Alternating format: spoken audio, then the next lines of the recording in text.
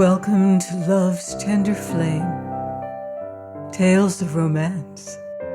I'm Mardell, and here is Chapter 15 of The Harvester by Jean Stratton Porter. The Harvester interprets life. They went through the rooms together, and the girl suggested the furnishings she thought necessary, while the harvester wrote the list. The following morning he was eager to have her company, but she was very tired and begged to be allowed to wait in the swing. So again he drove away and left her with Belshazzar on guard. When he had gone, she went through the cabin, arranging the furniture the best she could, then dressed and went to the swinging couch. It was so wide and heavy, a light wind rocked it gently, and from it she faced the fern and lily carpeted hillside, the majesty of big trees of 1,000 years, and heard the music of singing water as it sparkled diamond-like where the sun rays struck its flow. Across the drive and down the valley to the brilliant bit of marsh, it hurried on its way to Loon Lake. There were squirrels barking and racing in the big trees, and over the ground they crossed the sodded space of lawn and came to the top step for nuts, eating them from cunning paws. They were living life according to the laws of their nature. She knew that their sharp, startling bark was not to frighten her, but to warn straying intruders of other species of their kindred from a nest, because the harvester had told her so. He had said their racing here and there in wild scramble was a game of tag, and she found it most interesting to observe. Birds of brilliant color flashed everywhere, singing in wild joy, and tilted on the rising hedge before her, hunting berries and seeds. Their bubbling, spontaneous song was an instinctive outpouring of their joy over mating time, nests, young, much food and running water. Their social inquiring short cry was to locate a mate and call her to good feeding. The sharp, wild scream of a note was when a hawk passed over, a weasel lurked in the thicket, or a black snake sunned on the bushes. She remembered these things and lay listening intently, trying to interpret every sound as the harvester did. Birds of wide wing hung as if nailed to the sky, or wheeled and sailed in grandeur.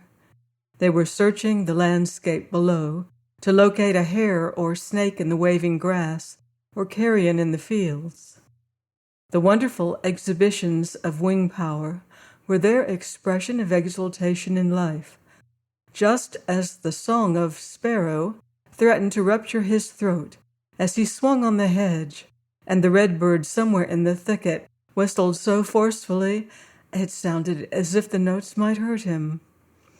On the lake, bass splashed in a game with each other.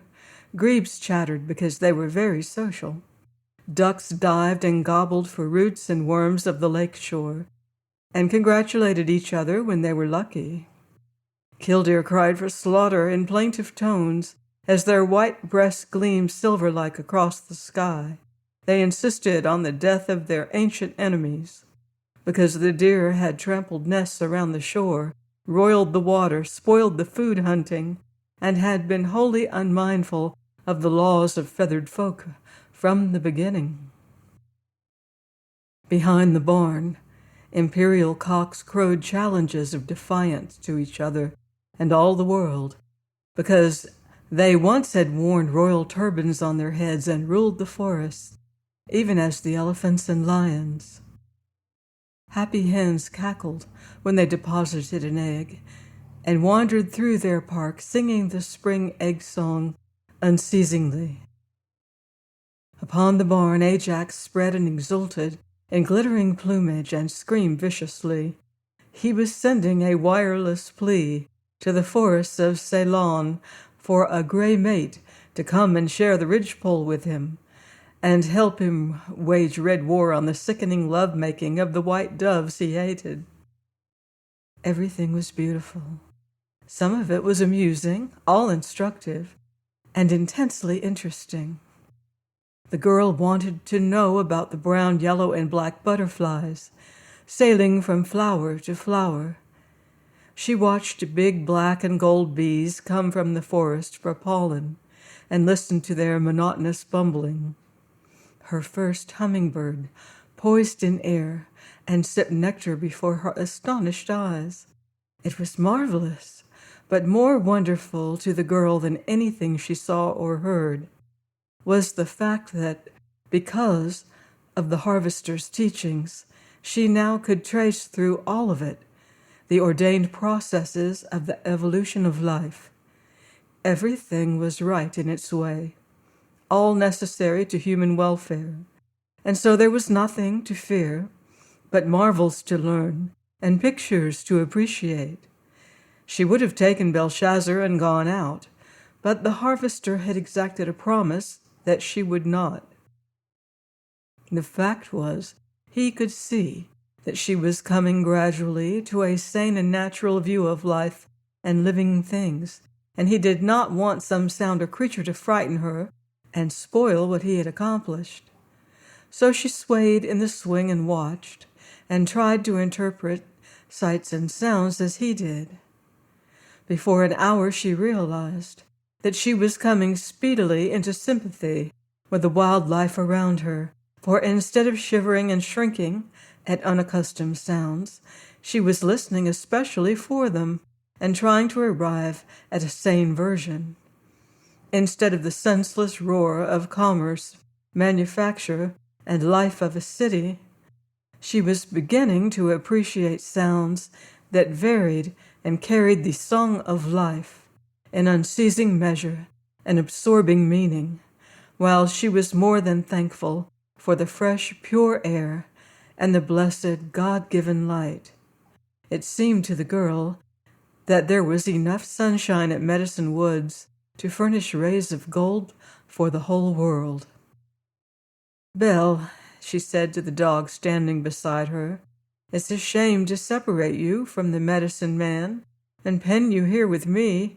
It's a wonder you don't bite off my head and run away to find him. He's gone to bring more things to make life beautiful." I wanted to go with him, but oh, Belle, there's something dreadfully wrong with me. I was afraid I'd fall on the streets and frighten and shame him. I'm so weak. I can scarcely walk straight across one of these big, cool rooms that he has built for me. He can make everything beautiful, Belle. A home, rooms, clothing, grounds, and life. Above everything else, he can make life beautiful. He's so splendid and wonderful with his wide understanding and sane interpretation and godlike sympathy and patience. Why, Belshazzar, he can do the greatest thing in all the world. He can make you forget that the grave annihilates your dear ones by hideous processes and set you to thinking instead that they come back to you in whispering leaves and flower perfumes.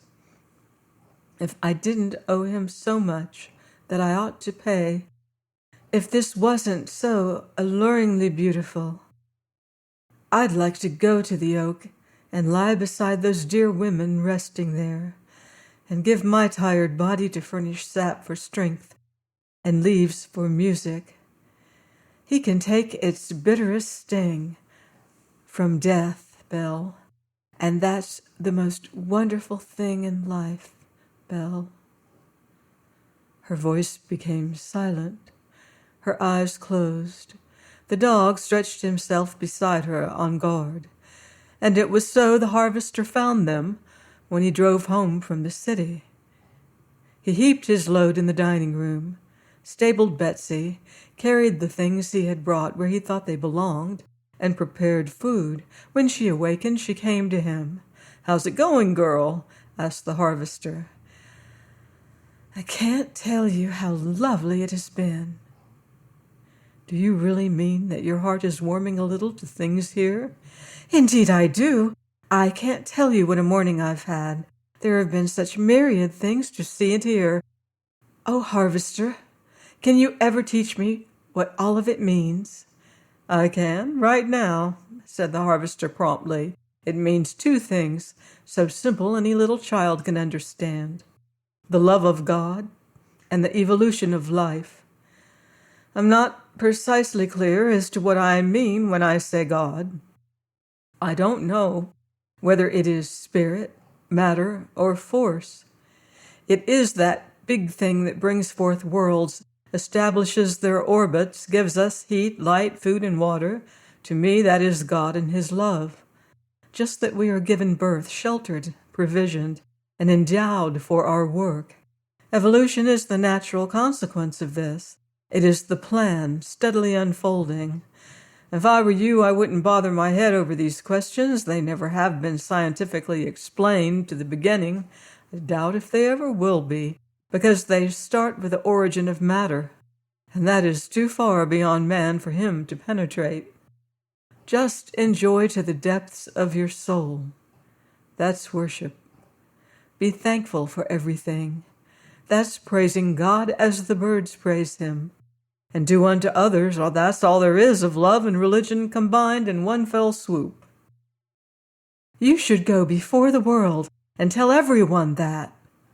No, it isn't my vocation, said the harvester. My work is to provide painkiller.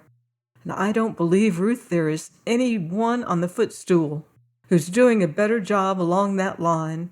I am boastfully proud of it. Just of sending in the packages that kill fever, refresh poor blood, and strengthen weak hearts.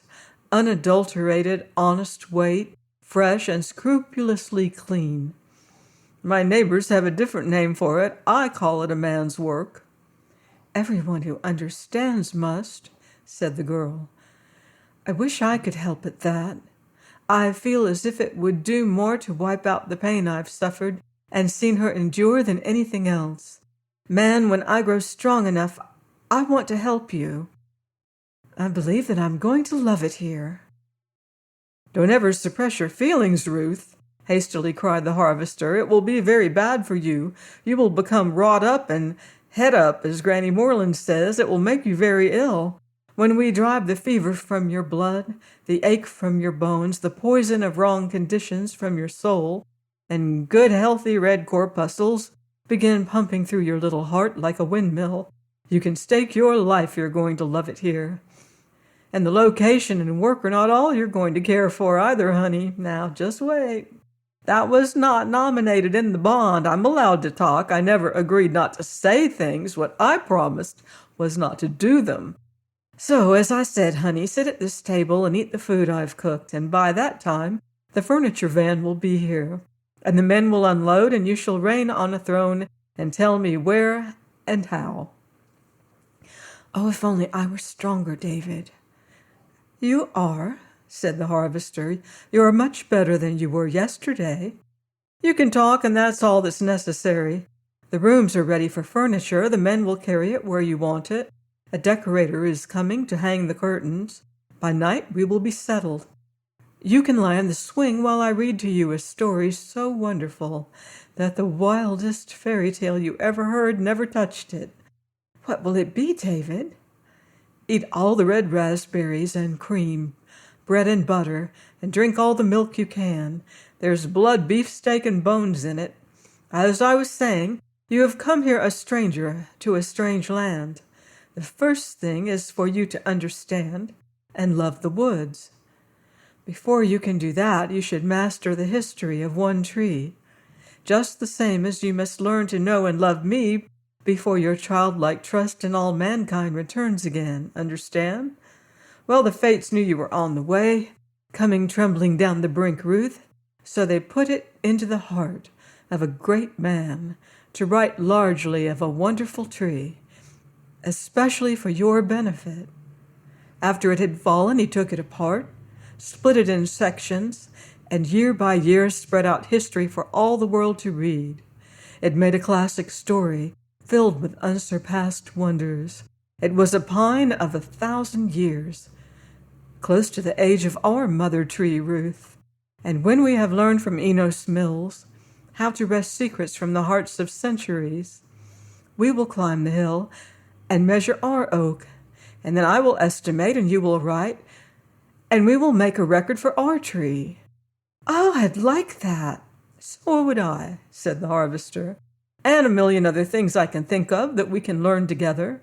It won't require long for me to teach you all I know, and by that time your hand will be clasped in mine, and our hearts will beat as one, and you will give me a kiss every night and morning, and a few during the day for interest, and we will go on in life together, and learn songs, miracles, and wonders, until the old oak calls us. Then we will ascend the hill gladly, and lie down and offer up our bodies, and our children will lay flowers over our hearts, and gather the herbs and paint the pictures. Amen. I hear the van on the bridge. Just you go to your room and lie down until I get things unloaded and where they belong. Then you and the decorator can make us homelike, and tomorrow we will begin to live. Won't that be great, Ruth?" "With you, yes. I think it will." "That will do for this time," said the harvester, as he opened the door to her room. "Lie and rest until I say ready." As he went to meet the men, she could hear him singing lustily, "Praise God from whom all blessings flow." "What a child he is," she said, "and what a man." For an hour, heavy feet sounded throughout the cabin, carrying furniture to different rooms. Then with a floor brush in one hand and a polishing cloth in the other, the harvester tapped at her door and helped the girl upstairs. He had divided the space into 3 large square sleeping chambers. In each he had set up a white iron bed, a dressing table, and washstand, and placed 2 straight-backed and 1 rocking chair, all white. The walls were tinted lightly with green added to the plaster. There was a mattress and a stack of bedding on each bed, and a large rug and several small ones on the floors. He led her to the rocking chair in the middle room, where she could see through the open doors of the other 2. "Now," said the harvester, "I didn't know whether the room with 2 windows toward the lake and 1 on the marsh, or 2 facing the woods and 1 front, was the guest chamber. It seemed about an even throw whether a visitor would prefer woods or water, so I made them both guest chambers and got things alike for them. Now, if we are entertaining 2, one can't feel more highly honored than the other. Was that a scheme?" "Fine," said the girl. "I don't see how it could be surpassed." "Be sure you are right. Then go ahead," quoted the harvester. "Now I'll make the beds and Mr. Rogers can hang the curtains. Is white correct for sleeping rooms? Won't that wash best and always be fresh?" "It will," said the girl. "Whitewash curtains are much the nicest." "Make them short, Mr. Rogers. Keep them off the floor," advised the harvester, "and simple. Don't arrange anything elaborate that will tire a woman to keep in order. Whack them off the right length and pin them to the poles." "How about that, Mrs. Langston?" asked the decorator. "I am quite sure that is the very best thing to do," said the girl, and the curtains were hung while the mattress was placed. "Now, about this," inquired the harvester, "do I put on sheets and fix these beds ready to use?" "I would not," said the girl. "I would spread the pad and the counterpane and lay the sheets and pillows in the closet until they are wanted. They can be sunned and the bed made delightfully fresh." "Of course," said the harvester. When he had finished, he spread a cover on the dressing table and laid out white toilet articles and grouped a white wash set with green decorations on the stand. Then he brushed the floor, spread a big green rug in the middle and small ones before the bed, stand, and table, and coming out closed the door. "Guest chamber with lake view is now ready for company," announced the harvester. "Repeat the operation on the woods room, finished also." Why do people make work of things and string them out eternally and fuss so much? Isn't this simple and easy, Ruth?" "Yes, if you can afford it," said the girl. "Forbear," cried the harvester. "We have the goods. The dealer has my check. Excuse me 10 minutes until I furnish another room." The laughing girl could catch glimpses of him, busy over beds and dresser, floor and rugs. Then he came to where she sat. "Wood's guest chamber ready," he said. "Now we come to the interior apartment, that from its view might be called the Marsh Room. Aside from being 2 windows short, it is exactly similar to the others. It occurred to me that in order to make up for the loss of those windows, and also because I may be compelled to ask some obliging woman to occupy it in case your health is precarious at any time, and in view of the further fact that if any such woman could be found and would kindly and willingly care for us, my gratitude would be inexpressible. On account of all these things, I got a shade the best furnishings for this room." The girl stared at him with blank face. "You see," said the harvester, "this is a question of ethics. Now, what is a guest? A thing of a day.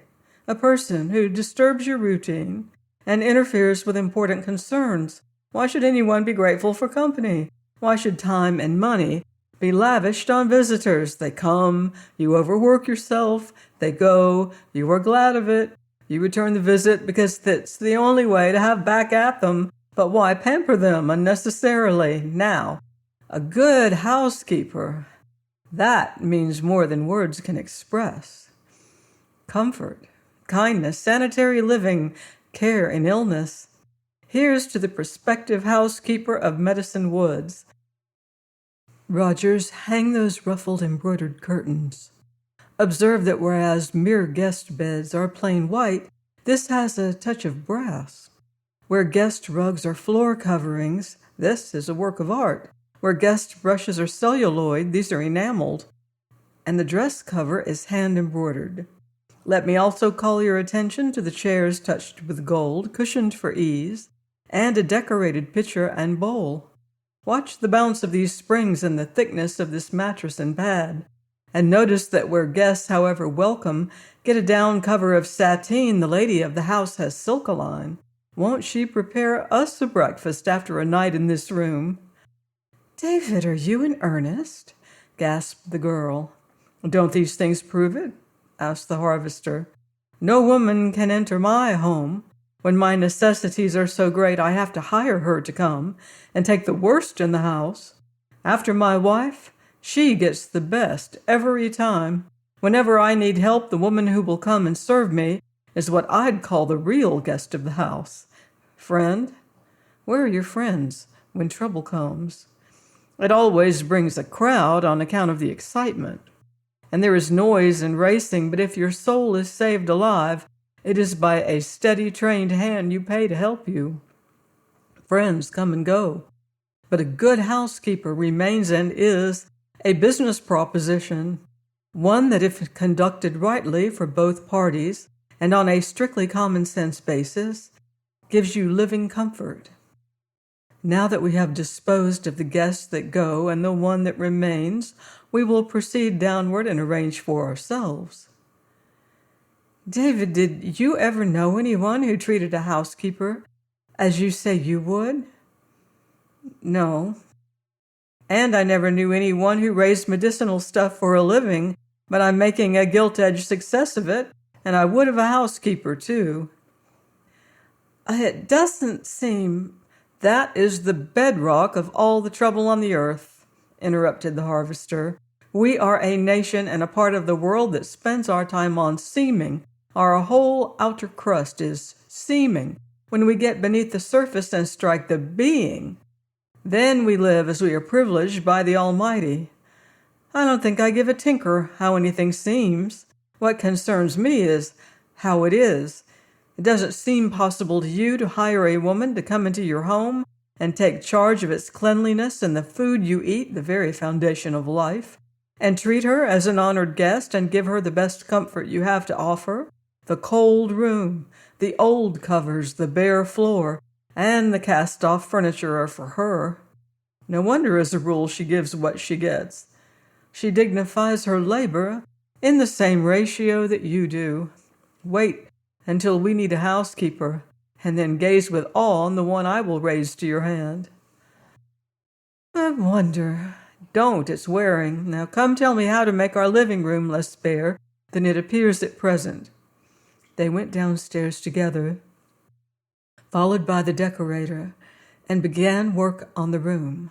The girl was placed on a couch and made comfortable, and then the harvester looked around.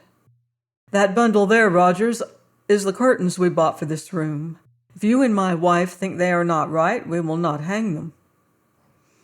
The decorator opened the package and took out curtains of tan-colored goods with a border of blue and brown. Those are not expensive, said the harvester, but to me a window appears bare with only a shade. So I thought we'd try these, and when they become soiled, we'll burn them and buy some fresh ones. Good idea, laughed the girl. As a house decorator, you surpassed yourself as a medicine man. Fix these as you did those upstairs, ordered the harvester. We don't want any fol-de-rols. Put the bottom even with the sill and shear them off at the top. No, I'm going to arrange these, said the decorator. You go on with your part. All right, agreed the harvester. First I'll lay the big rug. He cleared the floor, spread a large rug with a rich brown center and a wide blue border. Smaller ones of similar design and color were placed before each of the doors leading from the room. Now for the hearth, said the harvester. I got this tan goat skin. Doesn't that look fairly well? It certainly did, and the girl and the decorator hastened to say so. The harvester replaced the table and chairs, then sat on the couch at the girl's feet. I call this almost finished, he remarked. All we need now is a bouquet and something on the walls, and that is serious business. What goes on them usually remains for a long time, and so it should be selected with care. Ruth, have you a picture of your mother? None since she was my mother. I have some lovely girl photographs. Good, cried the harvester, exactly the thing. I have a picture of my mother when she was a pretty girl. We will select the best of yours and have them enlarged, in those beautiful brown prints they make in these days, and we'll frame one for each side of the mantel. After that, you can decorate the other walls as you see things you want. 15 minutes gone, we're ready to take up the line of march to the dining room. Oh, I forgot my pillows. Now here are half a dozen, tan, brown, and blue for this room. Ruth, you arrange them. The girl heaped 4 on the couch, stood one beside the hearth, and laid another in a big chair. Now I don't know what you will think of this, said the harvester. I found it in a magazine at the library. I copied this whole room. The plan was to have the floor, furniture, and casings of golden oak, and the walls pale green. Then it said, get yellow curtains bordered with green, and a green rug with yellow figures, so I got them. I had green leather cushions made for the window seats, and these pillows go on them. Hang the saffron curtains, Rogers, and we will finish in good shape for dinner by 6. Oh, by the way, Ruth, when will you select your dishes? It will take a big set to fill all these shelves, and you shall have exactly what you want. I can use those you have very well. Oh, no, you can't, cried the harvester. I may live and work in the woods, but I'm not so benighted that I don't own and read the best books and magazines and subscribe for a few papers. I patronize the library and see what is in the stores. My money will buy just as much as any man's if I do wear khaki trousers. Kindly notice the word. Save in deference to your ladyship, I probably would have said pants. You see how elite I can be if I try. And it not only extends to my wardrobe, to a yaller and green dining room, but it takes in the chiny as well. I've looked up that too.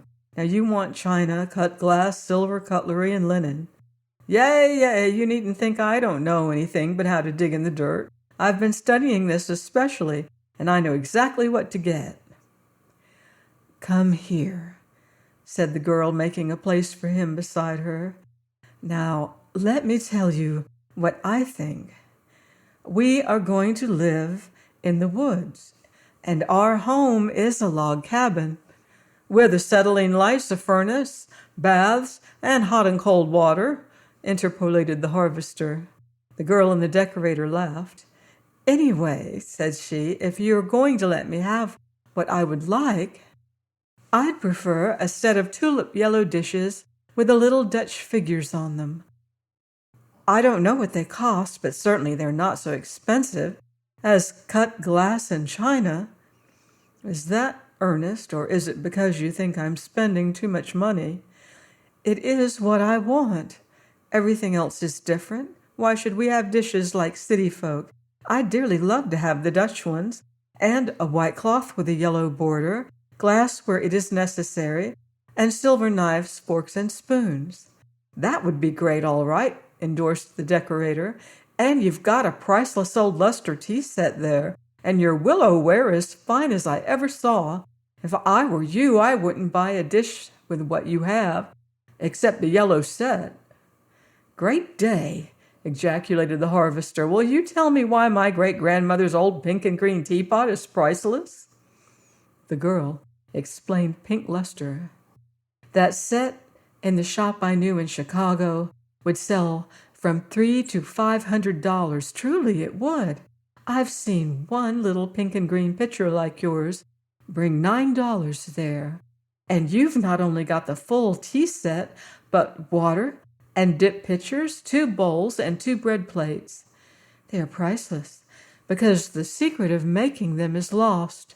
They take on beauty with age, and they were your great-grandmother's." The harvester reached over and energetically shook hands. "Ruth, I'm so glad you've got them," he bubbled. "Now, elucidate on my willow ware. What is it? Where is it? Why have I willow ware and am not informed? Who's responsible for this? Did my ancestors buy better than they knew? Or worse, is willow ware a crime for which I must hide my head, or is it further riches thrust upon me? I thought I had investigated the subject of proper dishes quite thoroughly. But I'm very certain I saw no mention of luster or willow. I thought in my ignorance that luster was a dress and willow a tree. Have I been deceived? Why is a blue plate or pitcher willow ware?" "Bring that platter from the mantel," ordered the girl, "and I will show you." The harvester obeyed and followed the finger that traced the design. "That's a healthy willow tree," he commented. "If Loon Lake couldn't go ahead of that, it should be drained.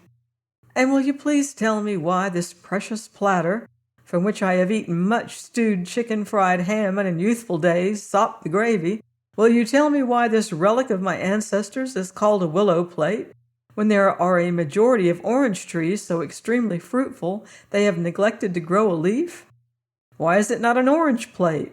Look at that boat, and in plain sight of it 2 pagodas, a summer house, a water sweep, and a pair of corpulent swallows. You would have me believe that a couple are eloping in broad daylight." "Perhaps it's night, and those birds are doves." "Never!" cried the harvester. "There's a total absence of shadows. There is no moon. Each orange tree is conveniently split in halves, so you can see to count the fruit accurately. The birds are in flight. Only a swallow or a stork can fly in decorations either by day or by night.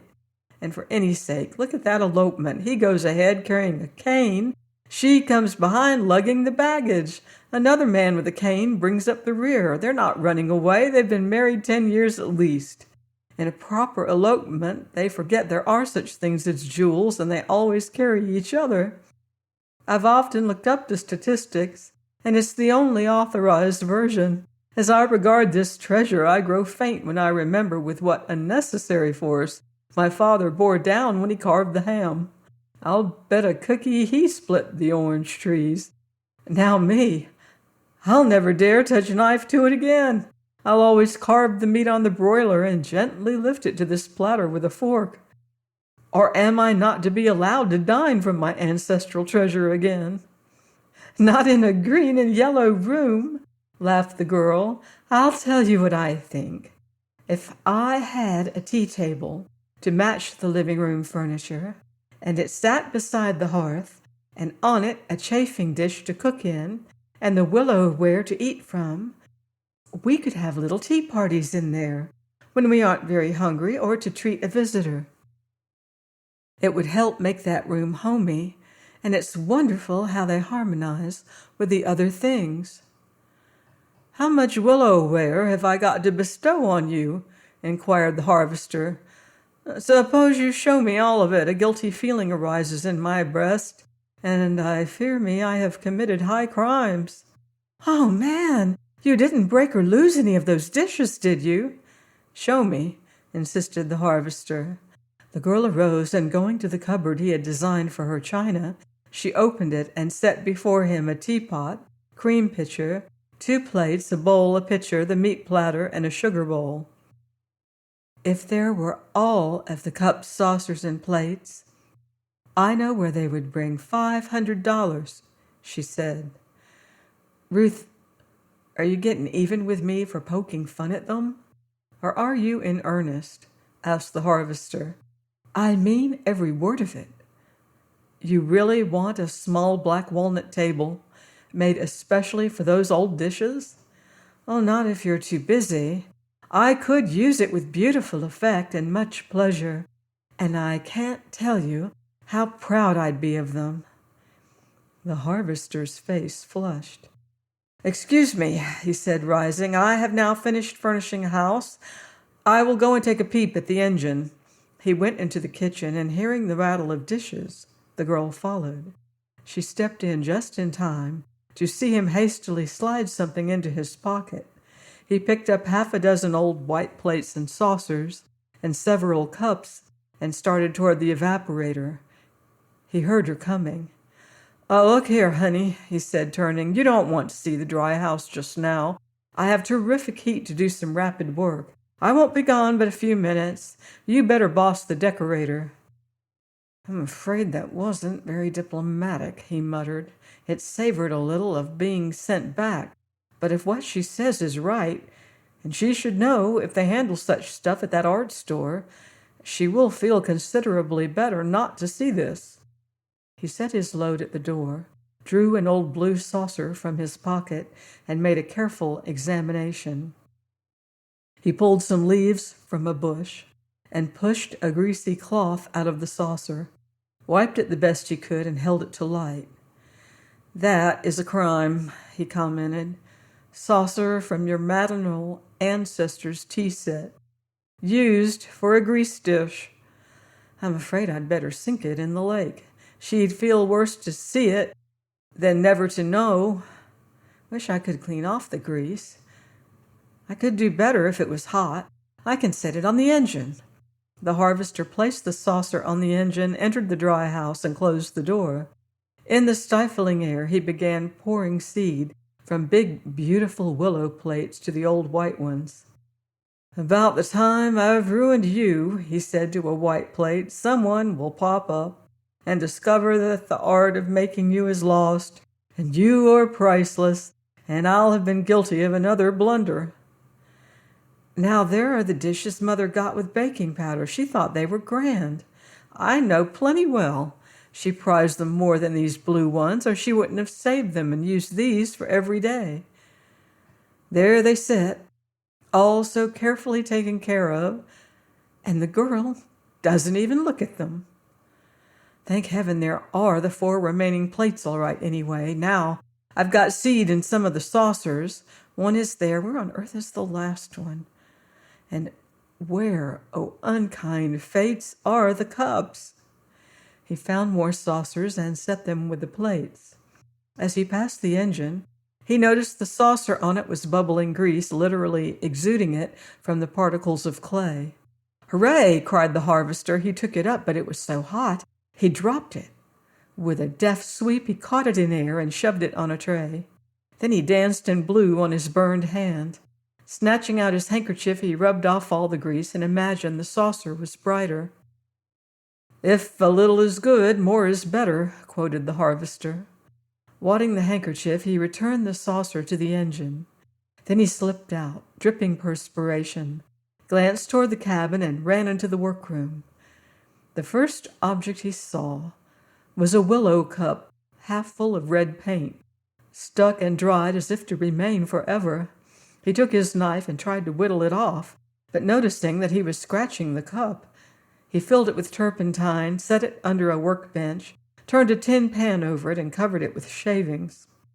A few steps farther brought one in sight filled with carpet tacks. He searched everywhere but could find no more. So he went to the laboratory. Beside his wash bowl at the door stood the last willow saucer. He had used it for years as a soap dish. He scraped the contents on the bench and filled the dish with water. 4 cups held medicinal seeds and were in good condition. He lacked one, although he could not remember of ever having broken it. Gathering his collection, he returned to the dry house to see how the saucer was coming on. Again it was bubbling, and he polished off the grease and set back the dish. It certainly was growing better. He carried his treasures into the workroom and went to the barn to feed.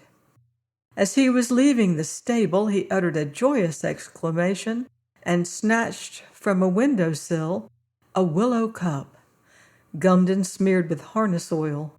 "The full set, by hokey," marveled the harvester. "Say, Betsy, the only name for this is luck. Now, if I only can clean them, I'll be ready to make her tea table, whatever that is. May I hope she will stay away until I get these in better shape." He filled the last cup with turpentine, set it with the other under the workbench, stacked the remaining pieces, polished the saucer he was baking, and went to bring a dishpan and towel. He drew some water from the pipes of the evaporator, put in the soap, and carried it to the workroom. There he carefully washed and wiped all the pieces, save 2 cups and 1 saucer. He did not know how long it would require to bake the grease from that, but he was sure it was improving. He thought he could clean the paint cup, but he imagined the harness oil one would require baking also. As he stood busily working over the dishes, with light step the girl came to the door. She took one long look and understood. She turned and swiftly went back to the cabin, but her shoulders were shaking. Presently the harvester came in and explained that after finishing in the dry house he had gone to do the feeding. Then he suggested that before it grew dark they should go through the rooms and see how they appeared, and gather the flowers the girl wanted. So together they decided everything was clean, comfortable, and harmonized. Then they went to the hillside sloping to the lake. For the dining room the girl wanted yellow water lilies. So the harvester brought his old boat and gathered enough to fill the green bowl. For the living room she used wild ragged robin in the blue bowl, and on one end of the mantel set a pitcher of saffron, and on the other arrowhead lilies. For her room she selected big blushy mallows that grew all along Singing Water and around the lake.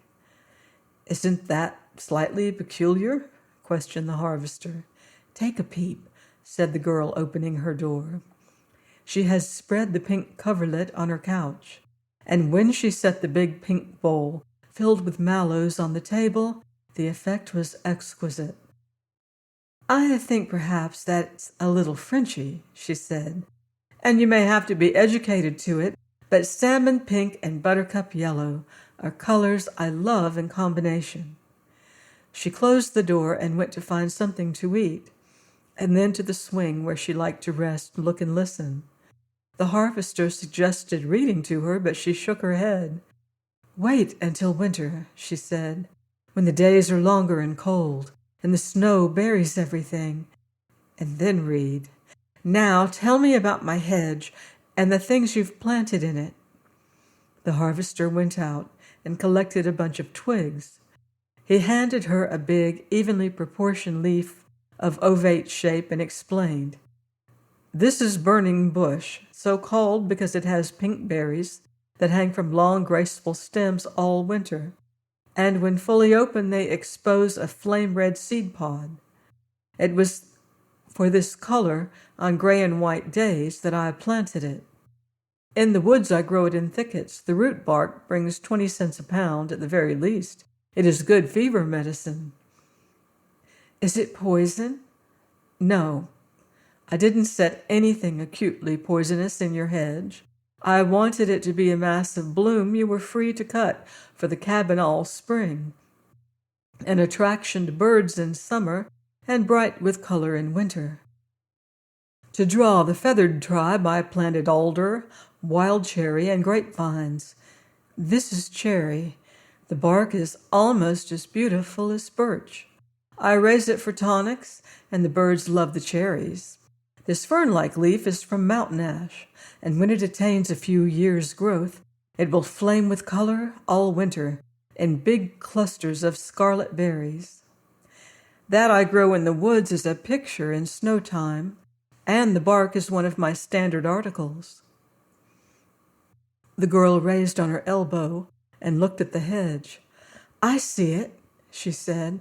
"The berries are green now. I suppose they change color as they ripen." "Yes," said the harvester, "and you must not confuse them with sumac. The leaves are somewhat similar, but the heads differ in color and shape. The sumac and buckeye you must not touch until we learn what they will do to you. To some they are slightly poisonous, to others not. I couldn't help putting in a few buckeyes on account of the big buds in early spring. You will like the color if you are fond of pink and yellow in combination, and the red-brown nuts and grayish-yellow prickly hulls.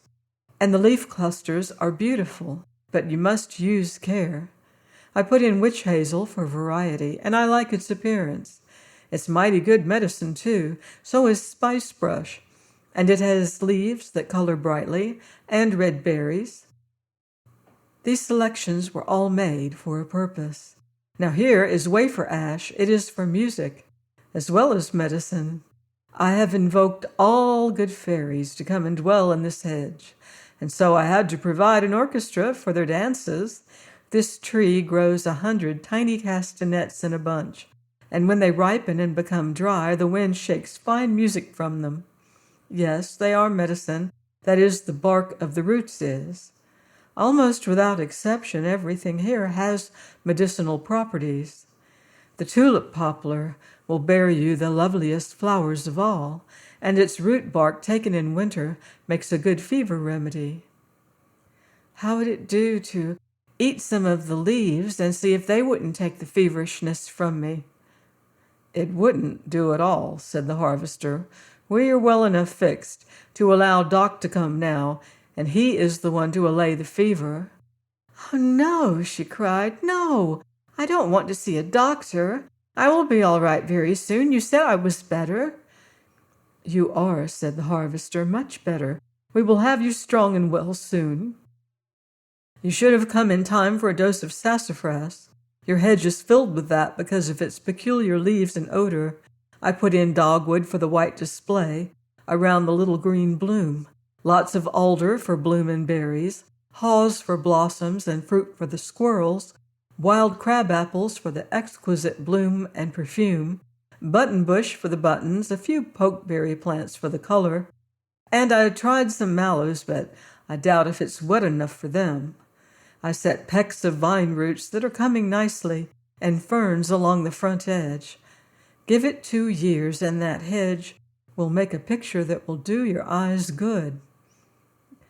Can you think of anything at all you forgot?" "Yes, indeed," said the harvester. "The woods are full of trees I have not used, some because I overlooked them, some I didn't want. A hedge like this in perfection is the work of years. Some species must be cut back, some encouraged, but soon it will be lovely, and its color and fruit attract every bird of the heavens and butterflies and insects of all varieties. I set several common cherry trees for the robins, and some blackberry and raspberry vines for the orioles. The bloom is pretty, and the birds you'll have will be a treat to see and hear. If we keep away cats, don't fire guns, scatter food and move quietly among them. With our water attractions added, there's nothing impossible in the way of making friends with feathered folk." "There is one thing I don't understand," said the girl. "You wouldn't risk breaking the wing of a moth by keeping it when you wanted a drawing very much. You don't seem to kill birds and animals that other people do. You almost worship a tree. Now, how can you take a knife and peel the bark to sell or dig up beautiful bushes by the root?" "Perhaps I've talked too much about the woods," said the harvester gently. "I've longed inexpressibly for sympathetic company here, because I feel rooted for life, so I am more than anxious that you should care for it. I may have made you feel that my greatest interest is in the woods, and that I am not consistent when I call on my trees and plants to yield of their stores for my purposes. Above everything else, the human proposition comes first, Ruth. I do love my trees, bushes, and flowers, because they keep me at the fountain of life and teach me lessons no book ever hints at. But above everything come my fellow men. All I do is for them. My heart is filled with feeling for the things you see around you here, but it would be joy to me to uproot the most beautiful plant I have, if by so doing I could save you pain. Other men have wives they love as well, little children they have fathered, big bodies useful to the world that are sometimes crippled with disease. There is nothing I would not give to allay the pain of humanity. It is not inconsistent to offer any growing thing you soon can replace to cure suffering. Get that idea out of your head. You said you could worship at the shrine of the pokeberry bed. You feel holier before the arrowhead lilies. Your face takes on an appearance of reverence when you see pink mallow blooms. Which of them would you have hesitated a second in uprooting if you could have offered it to subdue fever or pain in the body of the little mother you loved?" "Oh, I see," cried the girl. "Like everything else, you make this different. You worship all this beauty and grace wrought by your hands, but you carry your treasure to the marketplace for the good of suffering humanity. Oh, man, I love the work you do." "Good," cried the harvester, "good. And Ruth, girl, while you are about it, see if you can't combine the man and his occupation a little." Join me next week on Love's Tender Flame for more romance in The Harvester by Jean Stratton Porter. Until then, love deeply and live beautifully.